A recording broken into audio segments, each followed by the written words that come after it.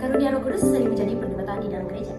Ada yang masih percaya, ada juga yang masih meragukannya, seperti karunia berbahasa roh.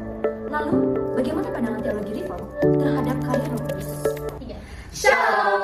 Perkenalkan, kami dari kelompok 8, program studi pendidikan matematika. Saya Rasul Telang Banua. Saya Wirna Telang Banua. Saya Fitri Intan Monika Arifah. Dan kami telah melakukan wawancara di gereja BNKP Jemaat Moria Resort 2 yang berlokasi di Nias, tepatnya di Desa Lelembon.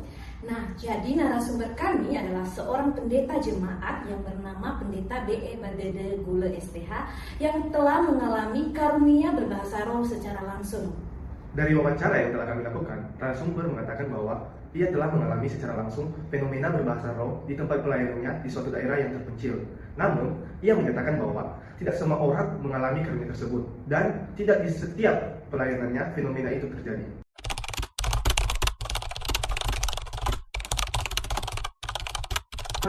Lagi wawancara kita nih. Ya, Ngomong-ngomong, kita ini kan lagi belajar tentang Roh Kudus nih. Iya. Nah, menurutmu, apakah orang yang bisa berbahasa roh itu mengalami kepenuhan Roh Kudus?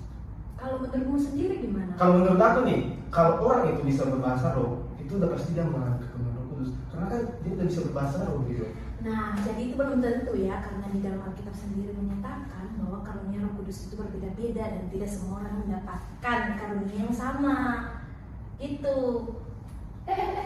Aku dengar kalian lagi bahas mengenai kebenaran Roh Kudus ya? Iya. Jadi, menurut kalian berbahasa roh itu bukan salah satu tanda kebenaran Roh Kudus dari Tuhan? Oke, gini, jadi kepenuhan Roh Kudus itu lebih terlihat dari pertobatan sejati kita, terus gimana ketaatan kita sama buah-buah roh yang kita hasilkan di dalam kehidupan kita. Kayak gitu.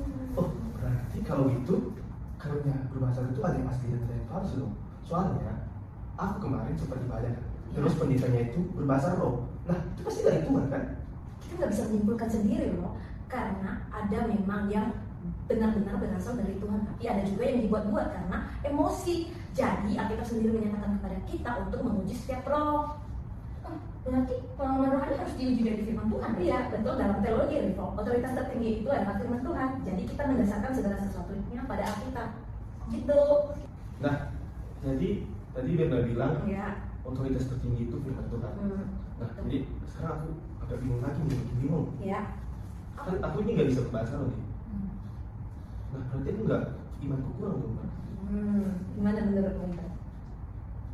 Kalau dari aku, kayaknya iya gitu. Oke, jadi itu tidak sama sekali karena Tuhan memberikan karunia kepada masing-masing orang itu sesuai kehendaknya. Jadi ada yang diberi karunia untuk mengajar, untuk melayani, untuk memimpin dan lain sebagainya. Berarti kalau aku simpulkan dari kata-kata, berarti semua karunia itu sama berharganya. Iya tentu dong, karena karunia rohani itu bukan untuk kepentingan pribadi kita, tetapi kita gunakan untuk membangun jemaat-jemaat. Gitu. Ngomong-ngomong, tujuan karunia untuk membangun jemaat itu, aku jadi teringat deh sama hasil wawancara kita yang kemarin. Oh, iya. Karena kemarin pendetanya bilang Ya. kalau kan dia udah langsung kan. Iya. Terus dia bilang tidak di semua tempat itu karunia berbahasa roh terjadi. Jadi mungkin karunia dari Roh Kudus ini ke semua tempat dong berarti terjadi. Ya betul. Jadi Roh Kudus itu bekerja di sesuai konteks dan kebutuhan jemaat. Jadi kalau kita lihat tadi hasil wawancara kita, itu pendetanya juga menjelaskan kan, kalau setelah bapaknya pindah pelayanan, bapaknya udah hampir nggak menemukan nih berbahasa roh di jemaat-jemaatnya. Berarti kalau begitu bukan fokus ke fenomenanya dong, tapi bagaimana pertumbuhan imannya. Nah itu betul lebih ke gimana kita bertumbuh nih, Karena itu jemaat perlu bertumbuh dalam firman dan bijaksana menilai pengalaman rohani.